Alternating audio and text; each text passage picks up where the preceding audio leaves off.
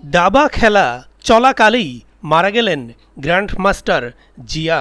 প্রিয় দর্শক, অনুরোধ রইল ভিডিওটিতে একটি লাইক দিয়ে আমাদের ইউটিউব চ্যানেলটি সাবস্ক্রাইব করে দিবেন এবং ভিডিওটি সম্পর্কে আপনার মূল্যবান মতামত কমেন্টস করে জানাবেন। দাবা খেলা চলাকালে মারা গেলেন গ্র্যান্ড মাস্টার জিয়াউর রহমান জিয়া। 5 জুলাই শুক্রবার জাতীয় দাবা প্রতিযোগিতায় দ্বাদশ রাউন্ডে গ্র্যান্ড মাস্টার এনামুল হোসেন রাজীবের সঙ্গে খেলা চলাকালে হঠাৎ লুটিয়ে পড়লেন জিয়া।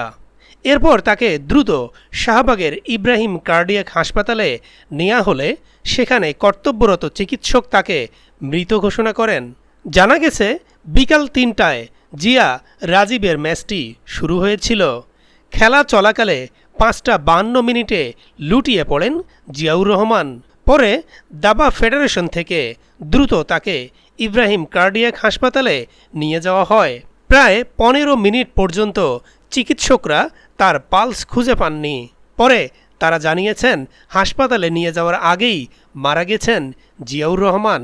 গ্র্যান্ডমাস্টার জিয়াউর রহমানের মৃত্যুর খবর নিশ্চিত করে ইন্টারন্যাশনাল আরবিটার হারুনুর রশিদ সংবাদ মাধ্যমকে বলেন, জিয়া অসুস্থ হওয়ার 10 মিনিটের মধ্যেই আমরা ওকে নিয়ে ইব্রাহিম কার্ডিয়াকে এনেছিলাম, কিন্তু ওকে ফেরানো গেল না।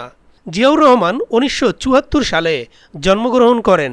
তিনি 1993 সালে দাবা খেলায় আন্তর্জাতিক মাস্টার উপাধি পান আর গ্র্যান্ড মাস্টার উপাধি পান 2002 সালে।